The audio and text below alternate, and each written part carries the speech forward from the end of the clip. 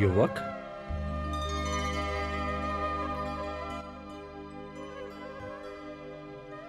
गुरुदेव, आप? सुहृदय, प्रणाम प्रभु। आयुष्मान भव। पुत्र, ये तुम्हारे दादा श्री अर्जुन हैं। हाँ, गुप्त क्षेत्र में हम अल्प समय के लिए मिले थे। प्रणाम दादाश्री। विजयी भव पौत्र। गुरुदेव, मुझे युद्ध की सूचना मिली और मैं चला आया। हाँ वत्स, युद्ध की घोषणा हो चुकी है। अब हमें अपने पक्ष की शक्ति का विस्तार करना होगा। गुरुदेव, अब आपको चिंता करने की क्या आवश्यकता है? आपका शिष्य सिद्ध क्षेत्र से सिद्धियां प्राप्त करके लौटा है। मैं अकेला ही समस्त कौरव सेना को समाप्त कर सकता हूं।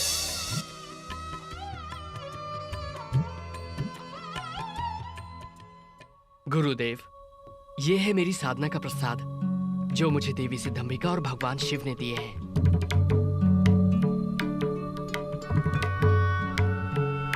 इन बाणों की विशेषता क्या है पुत्र?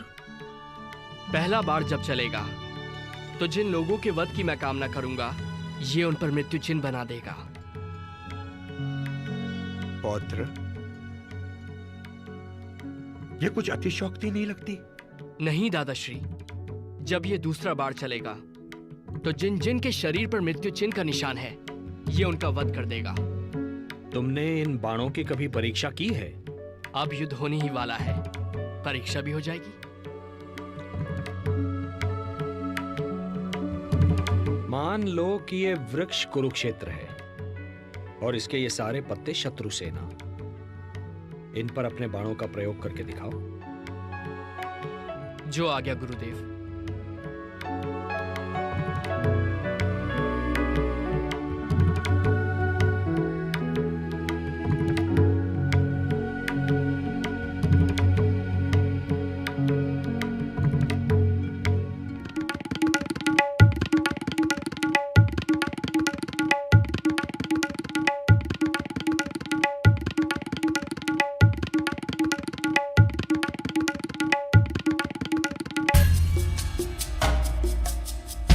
इस वृक्ष के सारे पत्ते मेरे लक्ष्य पर हैं गुरुदेव।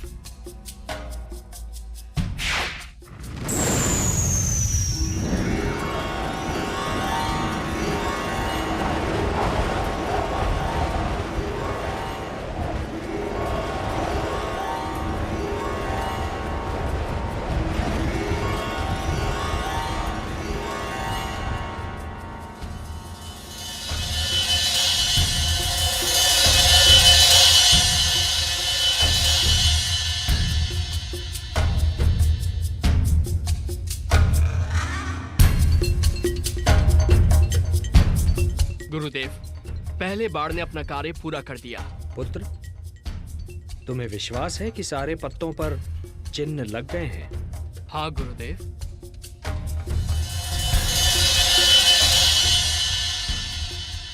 गुरुदेव, अब मेरे दूसरे बाण को छोड़ने से जितने पत्तों पर चिन्ह हैं, वो भूमि पर गिर जाएंगे। और तीसरा बाण तो प्रलय के समान है। यदि मैंने इसका प्रयोग किया तो सारी सृष्टि का विनाश हो जाएगा। मैं इसका प्रयोग कभी नहीं करूंगा। रुक जाओ पौत्र। अब मुझे पूर्ण विश्वास है कि इस महायुद्ध में हम पांडव दुर्बल नहीं हो सकते। दुर्बल तो अब कौरव लगते हैं। ऐसा मत कहिए दादाश्री, अन्यथा अनर्थ हो जाएगा। क्या अनर्थ होगा पुत्र? गुरुदेव, मैंने देवी सिद्धंबिका तथा भगवान शिव को वचन दिया है कि युद्ध में जो पक्ष कमजोर सिद्ध होगा, मैं उसकी ओर से युद्ध करूंगा।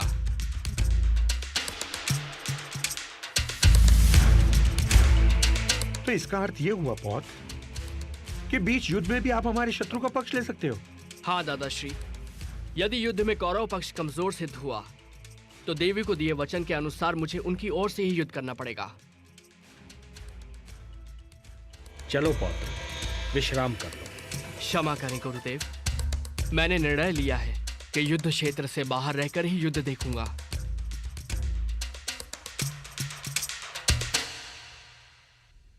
चलो पार्थ।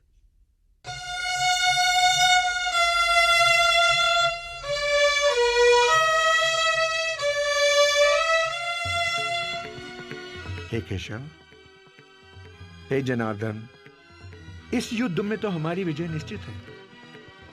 निस्संदेह, किंतु जो मैं अभी सुनकर आ रहा हूं उसका अर्थ यह है कि पहले हमें पराजय की सीमा तक पहुंचना होगा, और पराजय का अर्थ है पांडवों में से 2-3 की मृत्यु और पांडव सेना का विनाश। पराजय? मैं कुछ समझा नहीं केशव। पार्थ, यदि हम कौरव सेना का नाश कर दें और विजय की ओर चलें, तो बर्बरीक अपने 2 ही बाणों से अपने विजय उल्लास को पराजय में बदल देगा। तो अब क्या करें?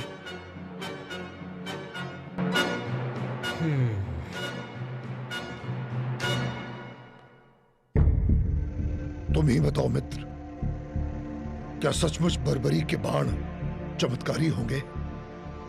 अवश्य मित्र, यदि वो वाण महादेव ने स्वयं बर्बरीक को दिए हैं तो निश्चित ही वो चमत्कारी होंगे।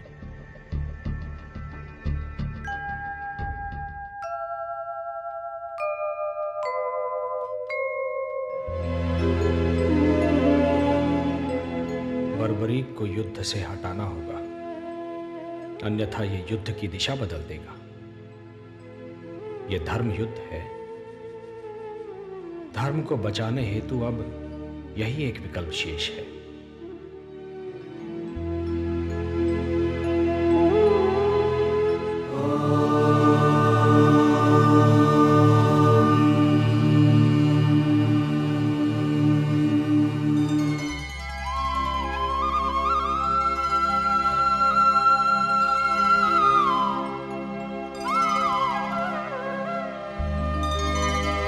सूर्योदय, प्रणाम गुरुदेव। प्रणाम दादाश्री। आयुष्मान भव।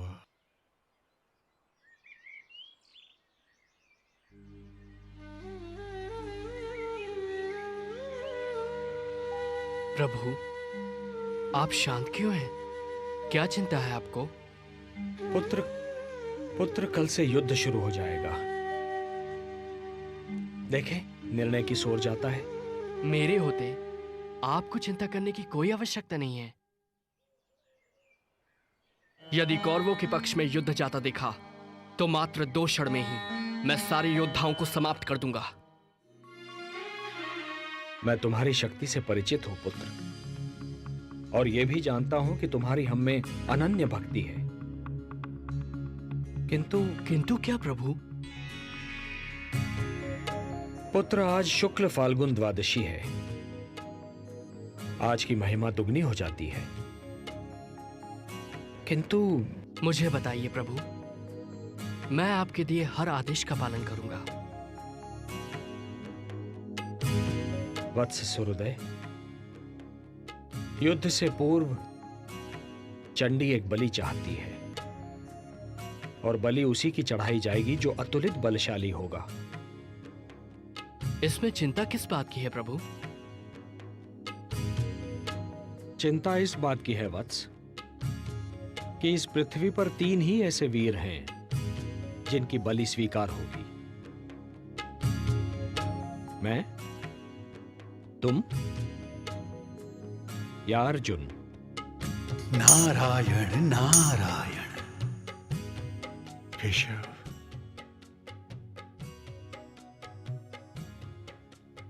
बस इतनी सी बात है केशव? क्या यही आपकी चिंता है? तो है जनार्दन, इस बलि के लिए मैं अपने आप को प्रस्तुत करता हूं केशव, अपने आप को। तुम ये नहीं कर सकते पार्थ, ये धर्म युद्ध है।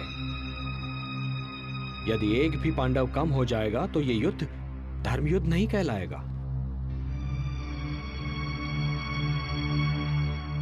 बस एक ही मार्ग शेष है। मैं स्वयं ही अपना बलिदान दे देता हूं। वैसे भी युद्ध ना करने की प्रतिज्ञा ली है मैंने। एक सारथी ही तो हूं तुम्हारा। नहीं केशव, नहीं। प्रभु, आप मेरे गुरु हैं, श्रेष्ठ हैं, सभी तरह से ज्येष्ठ हैं मेरे। ये अधिकार सिर्फ मेरा है, मेरा। मुझे आज्ञा दीजिए प्रभु, आपके चरणों की सौगंध खाकर कहता हूं, आपके उद्देश्य को पूरा करने के लिए मैं अपने शीश की बलि देता हूं।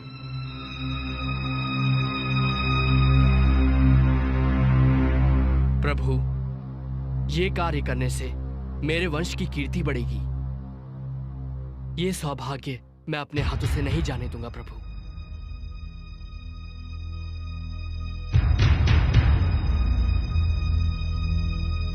सोचिए मत प्रभु, उठाइए ये शस्त्र और मेरे शीश को धड़ से अलग करके चंडी मां को बलि चढ़ाइए। मैं ऐसा नहीं कर सकता। यदि मैंने ऐसा किया तो यह बलिदान नहीं होगा, हत्या होगी।